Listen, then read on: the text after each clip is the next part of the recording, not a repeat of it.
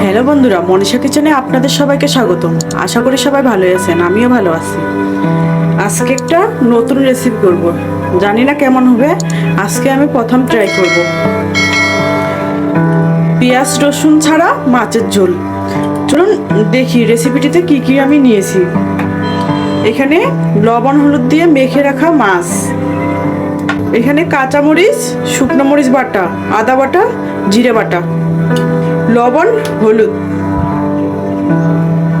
কড়াই গরম হয়ে গেলে দিয়ে দিব তেল। তেল গরম হয়ে গেলে দিব সামান্য লবণ।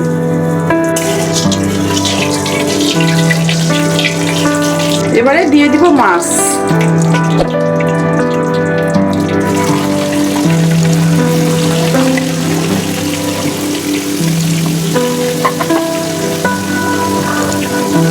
এভাবে মাছটাকে কিছুক্ষণ ভেজে নিব।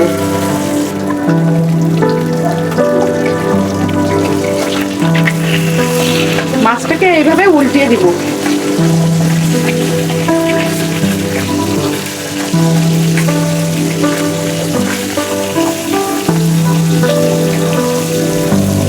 মাছটাকে ভেজে নেওয়া আমার হয়ে গেছে, এবারে উঠিয়ে নিব।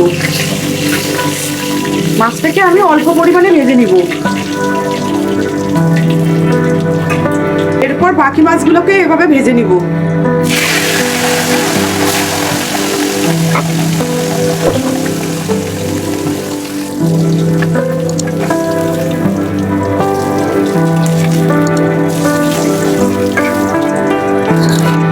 এই তেলের মধ্যে দিয়ে দিব আদা বাটা,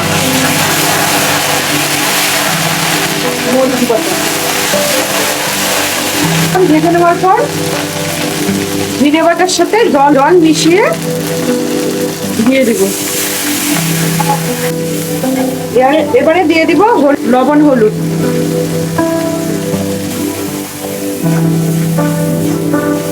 এবারে মশলাটাকে কষিয়ে নিব।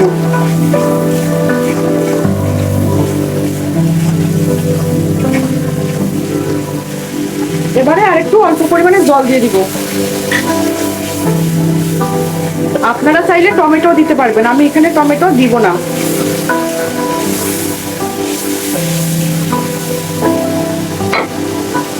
এবারে ভেজে রাখা মাছগুলোকে দিয়ে দিব।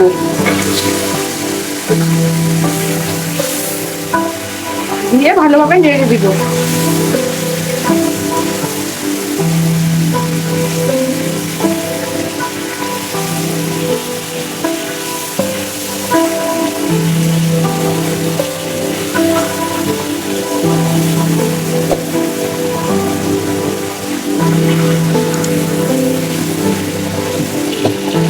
এবারে ঝোলের জন্য জল দিয়ে দিব।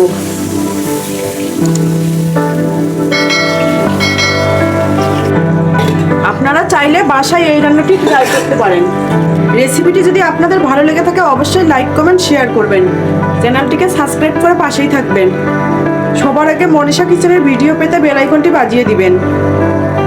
এখানে আমি জলের পরিমাণটা একটু বেশি দিলাম, এতে মাছটাকে আমি অল্প ভেজে নিছি, আর জল দেওয়ার কারণে মাছটা আর একটু সেদ্ধ হবে।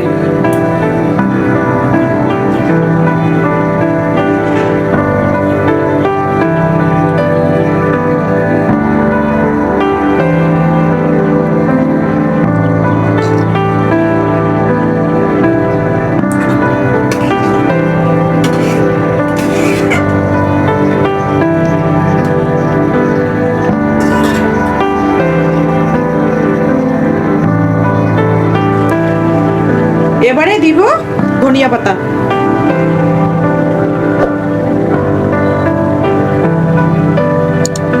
দিয়ে নেড়ে দিব।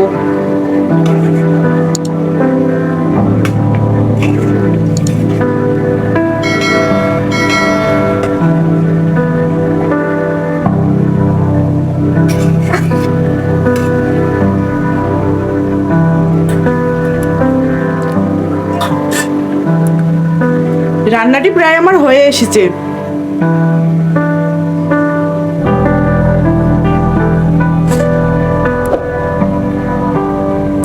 রেসিপিটি যদি আপনাদের ভালো লেগে থাকে অবশ্যই কমেন্ট করে জানাবেন।